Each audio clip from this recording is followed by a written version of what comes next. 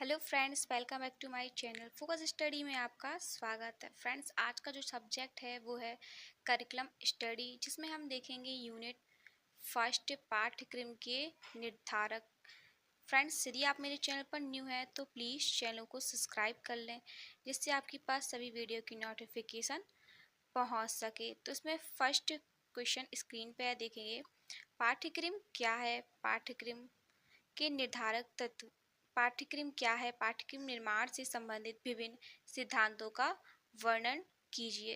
आगे इसमें देखेंगे पाठ्यक्रम का अर्थ। इसमें देखेंगे अंग्रेजी भाषा में पाठ्यक्रम के लिए करिकुलम शब्द का प्रयोग किया जाता है, परंतु करिकुलम लैटिन भाषा का शब्द है जिसका अर्थ होता है दौड़ का मैदान। जो करिकुलम शब्द है इसका अर्थ होता है दौड़ का मैदान। शिक्षा के अंतर्गत इसका अर्थ छात्रों के कार्य क्षेत्र एवं दौड़ का मैदान आदि से लिया गया है। यह दो शब्द है दौड़ और मैदान यहाँ पे प्रयुक्त किए गए हैं। मैदान का अर्थ पाठ्यक्रम से है और जो दौड़ का अर्थ है वो छात्रों द्वारा उनके जो अनुभव हैं और उनकी क्रियाएं हैं उनसे है। आगे देखेंगे इसमें पाठ्यक्रम के निर्धारक सिद्धांत। इसमें देखेंगे पाठ्यक्रम संबंधी विविध आधारों पर पाठ्यक्रम निर्माण के सिद्धांतों से घनिष्ठ संबंध होता है। इसमें देखेंगे निम्नलिखित पंक्तियों से पाठ्यक्रम निर्माण के प्रमुख सिद्धांत देखेंगे। इसमें फर्स्ट जो है वो है बाल केंद्रितता का सिद्धांत। इसमें देखेंगे इस सिद्धांत के यहाँ पे अनुसार है, इस सिद्धांत के अनुसार पाठ्यक्रम बाल केंद्रित होना चाहिए। दूसरे शब्दों में पाठ्यक्रम का निर्माण करते समय बालकों की रुचियाँ, उनकी आवश्यकताएं और मनोवृत्ति और क्षमताएं, योग्यता आदि, उनकी आयु आदि का विशेष ध्यान रखना चाहिए। जो बाल केंद्रित शिक्षा शास्त्र है, शिक्षा है, उसमें बताया गया है कि उसमें बालकों की रुचियाँ एवं उनकी क्षमताएं आदि का विशेष ध्यान रखना चाहिए। आगे इसमें देखेंगे नेक्स्ट है वो है जीवन से संबंधित होने का सिद्धांत। इसमें देखेंगे इस सिद्धांत के अनुसार पाठ्यक्रम का निर्माण करते समय उन्हीं विषयों को स्थान देना चाहिए जिनका बालक के जीवन में से सीधा संबंध हो। और परंपरागत पाठ्यक्रम की आलोचना आज इसलिए की जा रही है क्योंकि उसमें बालकों के जीवन से कोई संबंध नहीं है। जो बालकों के जीवन ये सिद्धांत है उसमें यह बताया गया है कि यह पाठ्यक्रम उन्हीं विषयों का स्थान देना चाहिए जिससे बालक पर सीधा सीधा संबंध हो। और यह आज जो परंपरागत पाठ्यक्रम की आलोचना की जा रही है वह इसलिए की जा रही है क्योंकि उसमें बालकों का कोई संबंध नहीं होता है। आगे देखेंगे नेक्स्ट है इसमें रचनात्मकता एवं सृजनात्मकता शक्तियों के प्रयोग के सिद्धांत। इसमें देखेंगे पाठ्यक्रम में उन क्रियाओं तथा विषयों को स्थान मिलना चाहिए जो बालक की रचनात्मक तथा सृजनात्मक शक्तियों का विकास कर सके। आगे देखेंगे इसमें संस्कृति तथा सभ्यता के ज्ञान का सिद्धांत। इसमें यह बताया गया है कि पाठ्यक्रम के अंतर्गत उन क्रियाओं, वस्तु और विषयों को सम्मिलित किया जाना चाहिए जिनके द्वारा बालकों को अपनी अपनी अपनी अपनी सभ्यता और यहाँ पे अपनी सभ्यता और आदि का ज्ञान हो सके और अपनी रुचियाँ का भी ज्ञान हो सके आदि का ध्यान रखना चाहिए। दूसरे शब्दों में पाठ्यक्रम संस्कृति तथा सभ्यता की रक्षा तथा विकास करे। आगे इसमें देखेंगे नेक्स्ट इसमें उपयोगिता का सिद्धांत। इसमें देखेंगे कि पाठ्यक्रम उन क्रियाओं के तथा विषयों को स्थान मिलना चाहिए जो बालकों के वर्तमान तथा भावी जीवन के लिए उपयोगी हों। दूसरे शब्दों में जो क्रियाएं विषय बालक के वर्तमान तथा भावी जीवन के लिए उपयोगी नहीं है उन्हें पाठ्यक्रम में सम्मिलित नहीं किया जाना चाहिए। आगे देखेंगे नेक्स्ट इसमें क्वेश्चन है वो देखेंगे पाठ्यक्रम की आवश्यकता तथा इसको प्रभावित करने वाले मुख्य घटकों का वर्णन कीजिए। इसमें देखेंगे पाठ्यक्रम की आवश्यकता। आगे देखेंगे इसमें शिक्षा की आवश्यकता तथा पाठ्यक्रम की आवश्यकता समान है, परंतु शिक्षा की ऐतिहासिक समीक्षाओं से विदित होता है कि ये आवश्यकताएं बदलती रहती हैं, इसलिए इन सभी आवश्यकताओं का उल्लेख यहाँ पे किया गया है। देखेंगे इसे फर्स्ट एक ज्ञान प्राप्त करने के लिए अन्य जीवों से प्रमुख भिन्नता मानवीय ज्ञान की दृष्टि मानी जाती है। आगे देखेंगे नेक्स्ट इसमें है मानसिक पक्षों तथा प्रशिक्षण तथा विकास करने के लिए विभिन्न विषयों और शिक्षण से मानसिक पक्षों का प्रशिक्षण किया जाता है। आगे देखेंगे व्यवसाय तथा नौकरियों के लिए तैयार करना, शिक्षा और नौकरियों के लिए भी तैयार करना, इसलिए पाठ्यक्रम की आवश्यकता होती है। आगे देखेंगे छात्रों में अभिरुचियां उत्पन्न करने के लिए, छात्रों की क्षमताओं के अनुरूप उनका विकास करने के लिए। आगे देखेंगे प्रजातंत्र में सामाजिक क्षमताओं का विकास करना, ऐसे नागरिकों को तैयार करना जो प्रजातंत्र को नेतृत्व प्रदान करते हों, इसीलिए पाठ्यक्रम की आवश्यकता होती है। आगे देखेंगे इसमें छात्रों को व्यवसायों के लिए प्रशिक्षण देकर तैयार करना और नई शिक्षा नीतियों की प्राथमिकता है। आगे देखेंगे आम मानवीय गुणों के विकास के लिए शिक्षा में महत्व दिया जाता है और आत्मानुभूति का विकास किया जाए। आगे देखेंगे इसमें देखेंगे पाठ्यक्रम को प्रभावित करने वाले घटक। इसमें देखेंगे कि पाठ्यक्रम का संपादन शैक्षिक तथा सामाजिक परिस्थितियों में होता है, इसलिए शैक्षिक तथा सामाजिक घटक पाठ्यक्रम को प्रभावित करते हैं। पाठ्यक्रम को प्रभावित करने वाले घटकों की विवेचन निम्न प्रकार से है। इसमें जो फर्स्ट है वो है शिक्षा व्यवस्था। इसमें देखेंगे शिक्षा व्यवस्था में कि शिक्षा के इतिहास में यह ज्ञात होता है कि अतीत काल से ही शिक्षा व्यवस्था पाठ्यक्रम का गहन संबंध रहा है और एक दूसरे को प्रभावित करते रहे हैं। पाठ्यक्रम समानतः लचीला एवं परिवर्तनशील होता है। छोटे बच्चों का पाठ्यक्रम अनुभव केंद्रित होता है। जो छोटे बच्चे होते हैं उनका पाठ्य केंद्रित अनुभव होता है। आध्यात्मिक स्तर पर विषय केंद्रित रहा है और शिक्षा व्यवस्था के परिवर्तन होने के साथ साथ पाठ्यक्रम का प्रारूप भी परिवर्तित हो जाता है। नेक्स्ट इसमें देखेंगे शिक्षा प्रणाली। देखेंगे आगे देखेंगे इसमें शिक्षा प्रणाली में कि शिक्षा प्रणाली पाठ्यक्रम को सीधा प्रभावित करती है। निबंधात्मक परीक्षण के पाठ्यक्रम का स्वरूप वस्तुनिष्ठ परीक्षा से बिल्कुल भी अलग प्रकार का होता है। वस्तुनिष्ठ परीक्षा में पाठ्यक्रम के सूक्ष्म पाठ्यवस्तु के आधार पर ही प्रश्न पूछे जाते हैं, जबकि निबंधात्मक परीक्षा में पाठ्यवस्तु के व्यापक स्वरूप से प्रश्न पूछे जाते हैं और निबंधात्मक परीक्षा से उच्च उद्देश्यों का मापन होता है, जबकि वस्तुनिष्ठ से निम्न उद्देश्यों का भी आकलन होता है। नेक्स्ट क्वेश्चन देखेंगे पाठ्यक्रम के निर्धारक तत्वों की विवेचना कीजिए। इसमें देखेंगे पाठ्यक्रम विकास के निर्धारक एवं अभिप्रेरक। इसमें भी हेडिंग बनी है शैक्षिक उद्देश्य, जिसमें देखेंगे कि पाठ्यक्रम के निर्धारण में शैक्षिक उद्देश्यों का विशेष महत्व होता है।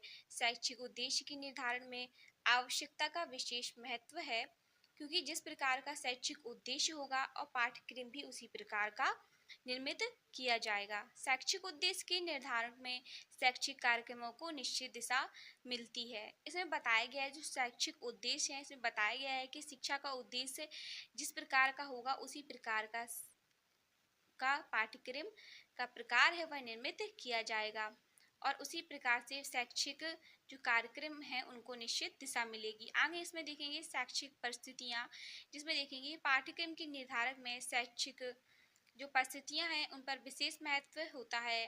पाठ्यक्रम को प्रभावित करने वाली शैक्षिक परिस्थितियां ही हैं जिसमें विद्यालय की व्यवस्था संबंधी आदि क्रियाओं पर प्रभाव डालते हैं।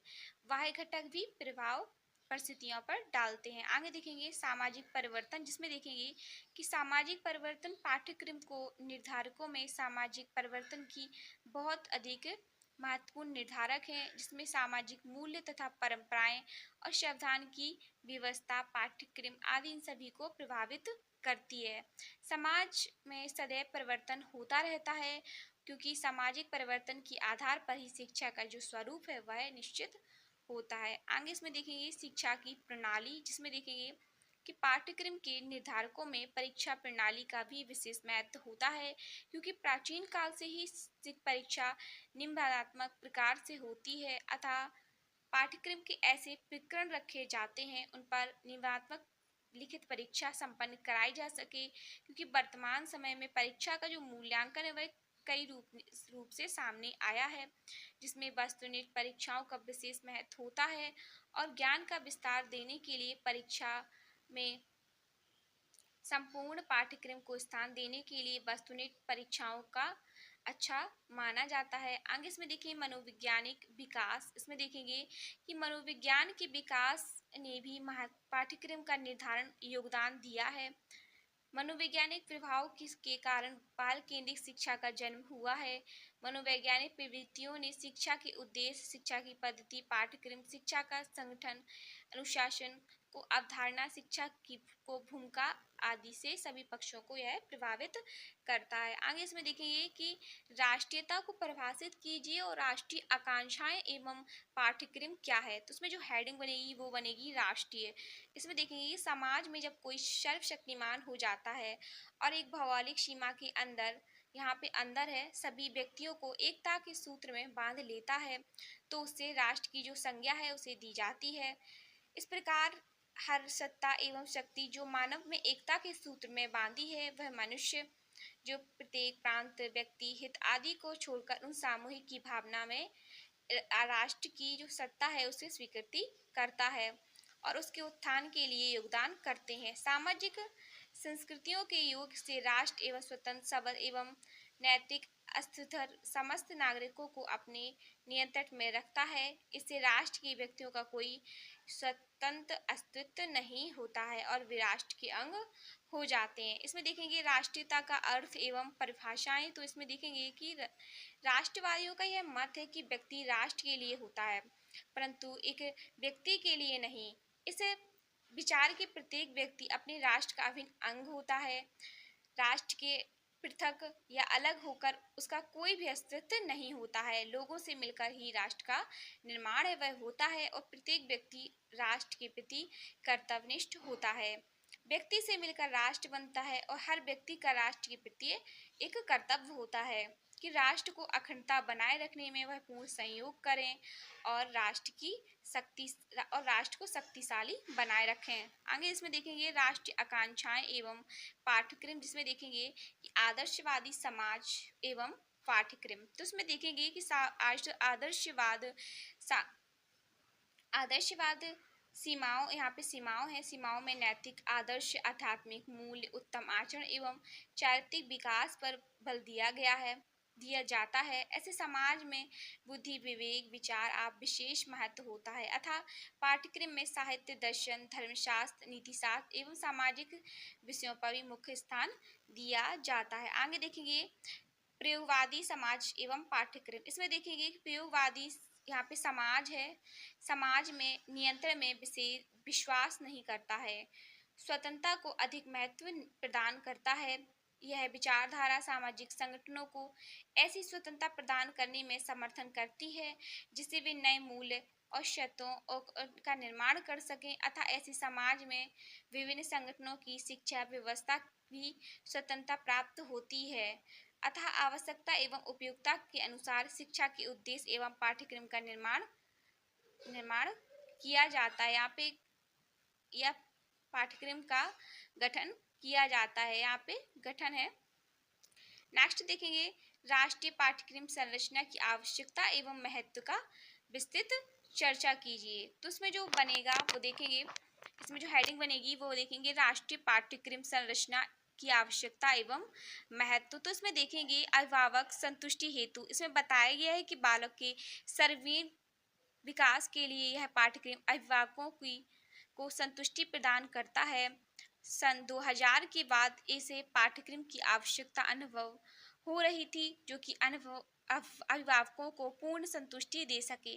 ऐसे पाठ्यक्रम की आवश्यकता सन 2005 में राष्ट्रीय पाठ्यक्रम द्वारा पूर्ण किया गया है। आगे इसमें देखेंगे परिवर्तन के अनुरूप पाठ्यक्रम। इसमें देखेंगे कि पाठ्यक्रम के आधार पर यह महसूस किया गया है कि आदर्शों के साथ साथ शिक्षा को उपयोगी और प्रयोजनवादी तथा अर्थ प्रधान भी होना चाहिए, जिससे कि मानव के भौतिक तथा आध्यात्मिक विकास पर समन्वय रूप से प्रस्तुत किया जा सके। और इस प्रकार के अनेक परिवर्तन सन 2000 से लेके 5 तक मध्य आए हुए हैं, जिससे यह अनुभव किया है कि नवीन उद्देश्यों एवं राष्ट्रीय पाठ्यक्रम की संरचना प्रस्तुत की जाए। इसमें आगे देखेंगे कि पाठ्यक्रम विकास हेतु इसमें देखेंगे पाठ्यक्रम विकास के आधार पर राष्ट्रीय कार्यक्रम सन 2005 की संरचना आवश्यकता थी, क्योंकि इसे 5 वर्ष से पूर्व राष्ट्रीय कार्यक्रम के अंतर्गत सन 2000 को संरचना हुई। इन 5 वर्षों के अंतराल में पाठ्यक्रम विकास की नई प्रबल संभावनाएं थीं, जिससे पाठ्यक्रम विकास का निर्माण के लिए तत्कालीन ICIRT के अध्यक्ष द्वारा प्रयास किया गया। यहाँ पे प्रयास किया गया तथा राष्ट्रीय पाठ्यक्रम 2005 को संरचना की गई। आगे इसमें देखेंगे शिक्षण विधियाँ या विधियों के विकास हेतु इसमें देखेंगे कि पाठ्यक्रम का निर्धारण शिक्षण विधियों, शिक्षण सहायक सामग्रियों के प्रयोग तथा शिक्षण के यहाँ पे प्रयुक्त लिखा है संसाधनों को ध्यान में रखकर किया जाता है। विभिन्न प्रकार की शिक्षण विधियों का प्रयोग पाठ्यक्रम के द्वारा ही होता है। इस प्रकार से होने वाली कठिनाइयों को दूर करने में इन विधियों में इस तरह शिक्षण विधियों का पूर्ण विकास होता है। अतः शिक्षण विधियों में सुधार तथा विकास के लिए राष्ट्रीय पाठ्यक्रम की आवश्यकता की पूर्ति होती है। आगे इसमें देखेंगे कि छात्र की संतुष्टि हेतु इसमें देखेंगे छात्र की आवश्यकता एवं रुचि की आदि को देखते हुए छात्र की रुचि एवं इच्छाएं समय एवं परिस्थितियों के अनुसार ये सब कुछ बदलती रहती हैं। इस क्रम में यह अनुभव किया है कि छात्रों की आवश्यकता एवं रुचि को ध्यान में रखकर एक राष्ट्रीय पाठ्यक्रम निर्मित किया जाए।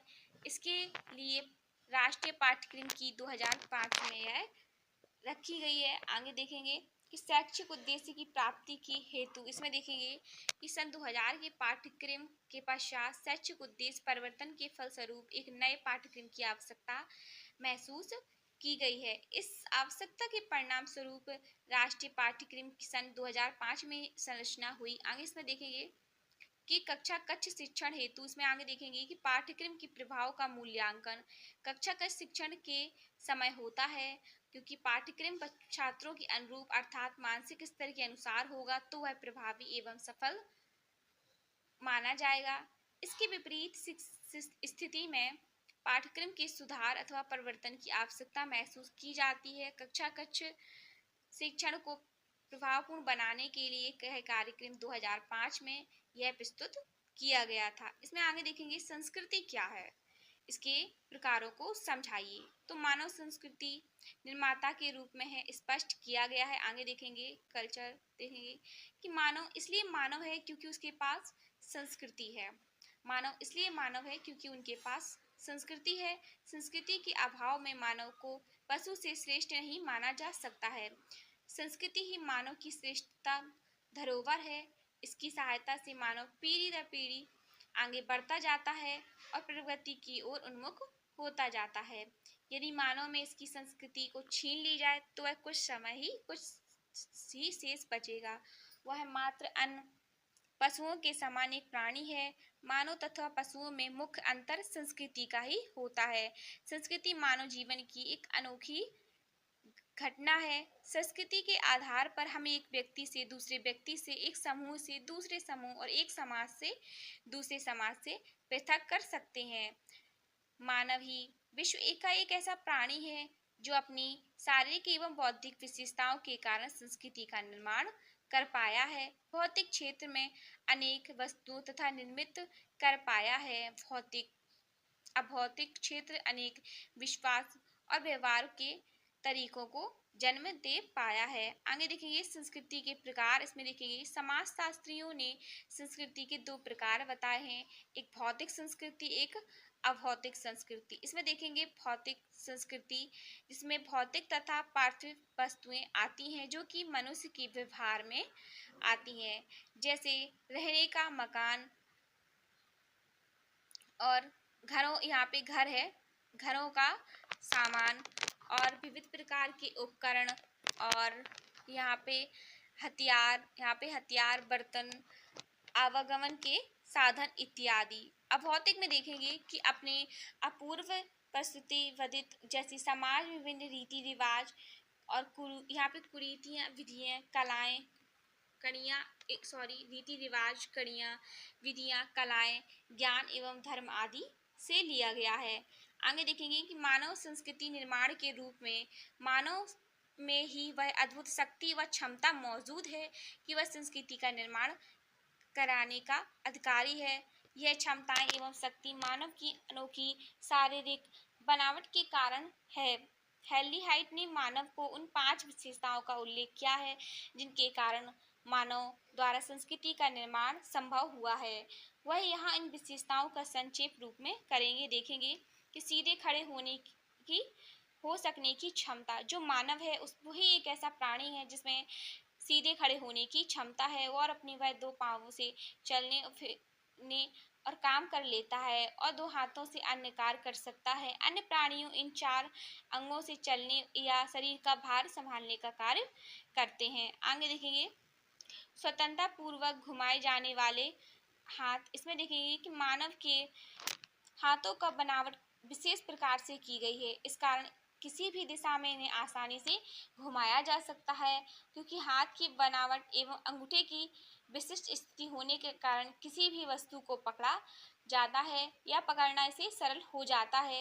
अन्य प्राणियों की हाथों में उंगलियां तथा अंगूठे का यह तालमेल नहीं है। यही कारण है कि मानव अपने हाथों द्वारा अनोखे निर्माण कर सकता है। नेक्स्ट क्वेश्चन देखेंगे, इसमें संस्कृति और शिक्षा से क्या संबंध है, शिक्षा के लक्ष्यों के बारे में बताइए। इसमें हेडिंग बनेगी, वह बनेगी संस्कृति और शिक्षा। इसमें देखेंगे संस्कृति किसी समाज की पहचान होती है।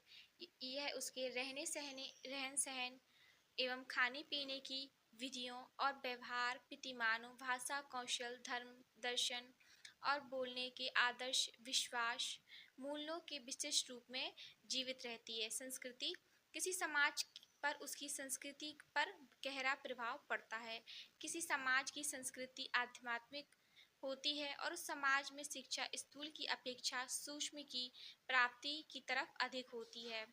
संस्कृति भौतिकवादी होती है, उसकी शिक्षा प्रतियोगिता पर आधारित होती है। शिक्षा के क्षेत्र में व्यक्ति का श्रम भौतिक उद्देश्य की प्राप्ति की ओर नियोजित होता है। दूसरी ओर कोई समाज शिक्षा के द्वारा ही अपनी संस्कृति सुरक्षित रखता है। आगे देखेंगे, उसे एक पीढ़ी से दूसरी पीढ़ी की ओर संचार करता है तथा उसमें परिवर्तन व विकास करता है, और संस्कृति एवं शिक्षा का गहरा संबंध एक दूसरे पर पड़ता है। आगे देखेंगे शिक्षा के लक्ष्य, इसमें देखेंगे कि भारतीय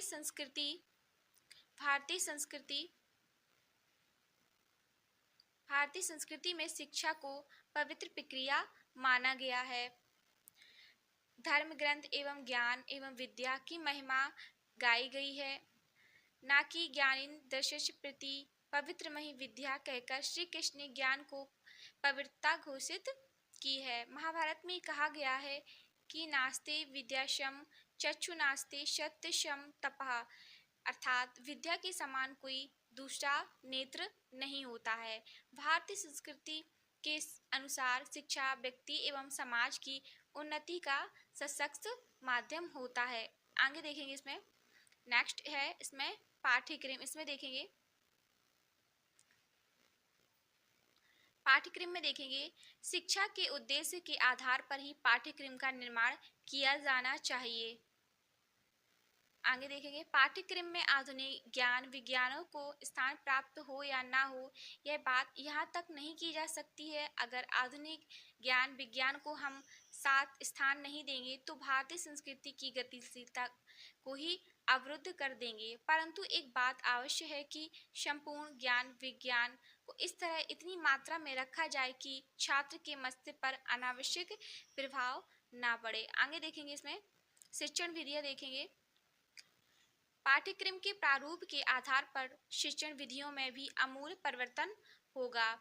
100 बालकों को एक साथ बैठाकर गीता का श्लोक पढ़ाया जा सकता है, किंतु उसके पीछे जो अर्थ निहित होता है उस तक प्रत्येक छात्र को पहुंचना असंभव होता है।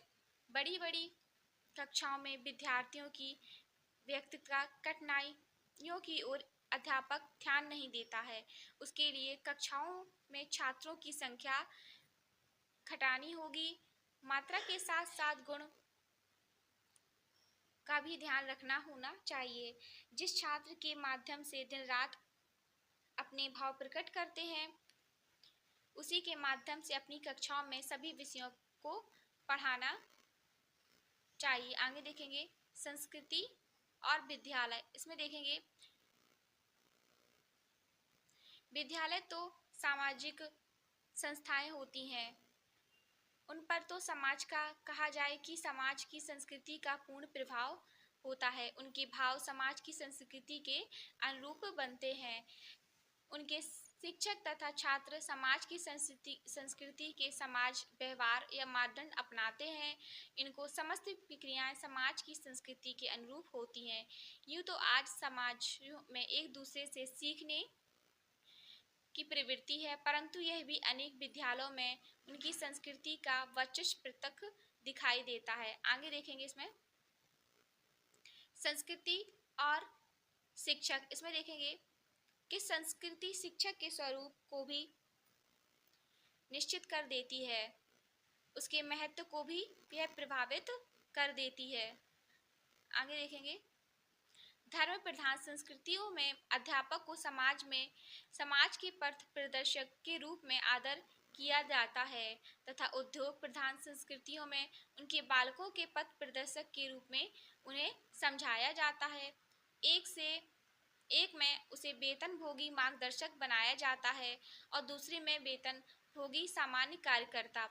आगे देखेंगे इसमें इतना ही नहीं बल्कि प्रत्येक समाज में हर क्षेत्र व्यक्ति और अध्यापकों के लिए व्यवहार विधिमान निश्चित होते हैं। आगे देखेंगे संस्कृति और विद्यार्थी। इसमें देखेंगे संस्कृति और विद्यार्थी। संस्कृति छात्र के स्वरूप को निश्चित करने में भी प्रभाव डालती है। वर्तमान समय में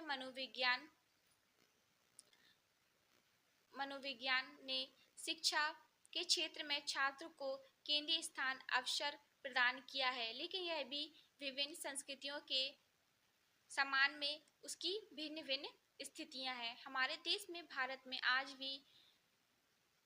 भी कई जगह विनम्र व्यवहार की अपेक्षा की जाती है, जबकि अमेरिका में एक ऐसी अपेक्षा नहीं की जाती है। इतना ही नहीं बल्कि समाज में प्रत्येक क्षेत्र में व्यक्तियों और छात्रों के व्यवहार का प्रतिमान निश्चित होते हैं। आगे देखेंगे संस्कृति तथा अनुशासन। इसमें देखेंगे यह बात किसी से छिपी हुई नहीं है कि धर्म प्रधान संस्कृतियों में अनुशासन का महत्व धर्म विहीन संस्कृतियों से अधिक होता है और तदनुकूल उनको शिक्षा में भी उनके एक और बहुत बड़ा अंतर होता है। और यह भी धर्म प्रधान संस्कृति में अनुशासन को एक आंतरिक संस्कृति के रूप में लिया जाता है।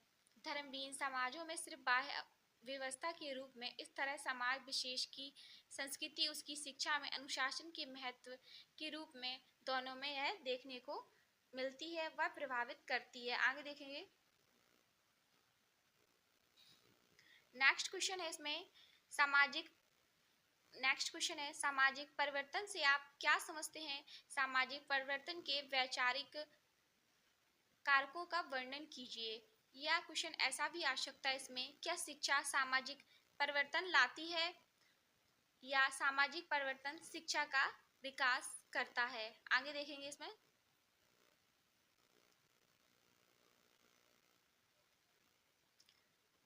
मनुष्य एक सामाजिक प्राणी है। उसने अपने स्वभाव व प्रकृति के कारण अपनी सुरक्षा एवं भौतिक मनोवैज्ञानिक आवश्यकताओं को पूरा करने के लिए समाज की रचना की है। प्रत्येक समाज में धीरे धीरे संस्कृति व रीति रिवाज परंपराएं विशिष्टता व विकसित कर लेती हैं। विशिष्टताओं के कारण एक समाज दूसरे समाज से अलग हो गया है, किंतु विभिन्न समाजों की संस्कृति, रीति रिवाज, संस्कृति विशेषताओं में समय के साथ साथ बदलाव होते रहते हैं। यह परिवर्तन आज भी हो रहे हैं और लगातार यह होते रहेंगे। आगे देखेंगे इसमें सामाजिक परिवर्तन दो शब्दों से मिलकर बना है, सामाजिक और परिवर्तन। सामाजिक शब्द की व्याख्या करते हुए विख्यात समाजशास्त्री थीशर लिखते हैं कि समाज के संबंधों के जाल को ही सामाजिक कहा जाता है। आगे देखेंगे इसमें सामाजिक परिवर्तन की परिभाषाएं। इसमें देखेंगे कि सामाजिक परिवर्तन की विभिन्न समाजशास्त्रियों ने जो परिभाषाएं दी हैं उनमें से कुछ परिभाषाएं नीचे दी गई हैं। इन परिभाषाओं के अध्ययन से सामाजिक परिवर्तन का आशय स्पष्ट हो सकेगा। इसमें देखेंगे शिक्षा और सामाजिक परिवर्तन। इसमें देखेंगे शिक्षा सामाजिक परिवर्तनों का एक सशक्त कारण है। आज हर शिक्षा शास्त्री तथा समाजशास्त्री इस तथ्य में निर्वाद होकर स्वीकार करता है कि शिक्षा के द्वारा तीव्र सामाजिक परिवर्तन संभव होते हैं। उसे यदि दूसरी तरह से यह भी कहा जाता है और सत्य है कि समाज ने शिक्षा का व्यवस्था केवल इसलिए कि उसके माध्यम से सामाजिक परिवर्तन लाए जा सके, और शिक्षा वास्तव में अनेक उपायों से सामाजिक परिवर्तन का मार्ग प्रशस्त करती है। इनमें से कुछ उपाय निम्नलिखित हैं, देखेंगे। फर्स्ट इसमें दिया गया है कि शिक्षा के द्वारा वैज्ञानिक उन्नति होती है, जिससे नए नए आविष्कार होते हैं जो समाज के अनेक छात्रों में परिवर्तन लाते हैं। आगे देखेंगे कि शिक्षा समाज की संस्कृति का हस्तांतरण, परिमार्जन तथा चयन करके संस्कृति परिवर्तन से लाती है, और संस्कृति परिवर्तन ही से ही सामाजिक परिवर्तन होता है। आगे देखेंगे इसमें शिक्षा व्यक्तियों के व्यवहार, आदतों एवं जीवन शैली तथा विचार की चिंतन शक्तियों को प्रभावित करती है। शिक्षा व्यक्तियों के दृष्टिकोण को उदार तथा व्यापक बनाती है, अतः ये नवीनताओं को स्वीकृति करने में संकोच नहीं करते हैं। आर्थिक समाज की आर्थिक स्थितियों को प्रभावित करती है, और शिक्षा के कारण समाज की आर्थिक उन्नति होती है तथा यह आर्थिक प्रगति सामाजिक परिवर्तन लाती है। आगे देखेंगे सामाजिक परिवर्तन के वैचारिक कारक। इसमें देखेंगे किसी भी समाज में जो परिवर्तन आते हैं कुछ ना कुछ कारण होते हैं जो उन परिवर्तनों को लाते हैं। जैसे नीचे कर्तव्य उन कारकों का उल्लेख किया गया है जिनके परिणाम स्वरूप किसी समाज में परिवर्तन घटित होते हैं। आगे देखेंगे इसमें जो फर्स्ट है वह है प्राकृतिक कारक। इसमें देखेंगे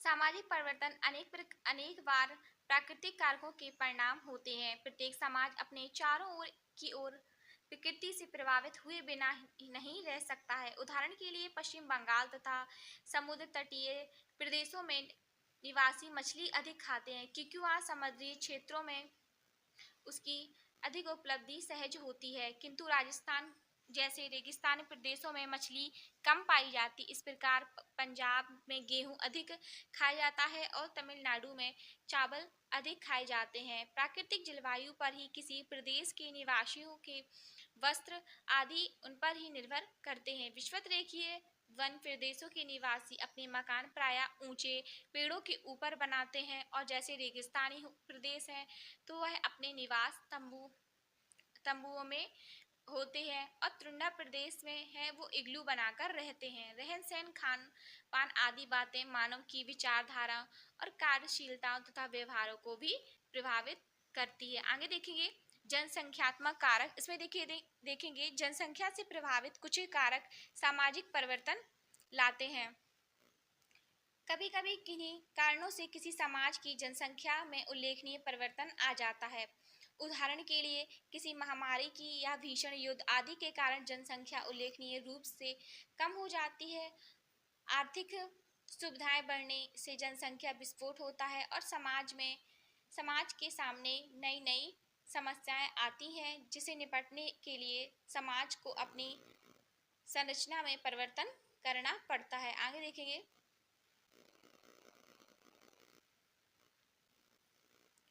आगे देखेंगे इसमें आर्थिक कारण। इसमें देखेंगे समाज के आर्थिक ढांचे में जब परिवर्तन आता है तब परिवर्तन का स्पष्ट प्रभाव समाज पर पड़ता है और आर्थिक परिवर्तनों के साथ ही साथ सामाजिक परिवर्तन घटित होने लगते हैं। किसी प्रधान समाज तथा उद्योग प्रधान क्षेत्रों की अपनी अपनी विशेषताएं होती हैं। इसी प्रकार विकसित देश और विकसमान तथा अविकसित समाजों का स्वरूप पूरी तरह से एक दूसरे से भिन्न होता है। उनके अध्ययनों से यह पता चलता है कि आर्थिक रूप से कमजोर अफ्रीकी राष्ट्रों और समाजों की अपराध प्रवृत्ति अधिक पाई जाती है। आगे इसमें है मनोवैज्ञानिक कारक। इसमें देखेंगे कि अनेक बार मनोवैज्ञानिक कारक भी सामाजिक परिवर्तन लाते हैं। कभी कभी समाज में कुछ घटनाओं को अनेक मानसिक चिंताएं तथा तनाव उत्पन्न हो जाते हैं। उन चिंताओं और तनाव की प्रकृति बड़ी ही व्यापक होती है, जैसे भीषण युद्ध का भय या अन्य निराधार भय, और यह समाज में उथल पुथल पैदा कर सामाजिक परिवर्तन का मार्ग प्रशस्त करते हैं। आगे देखेंगे इसमें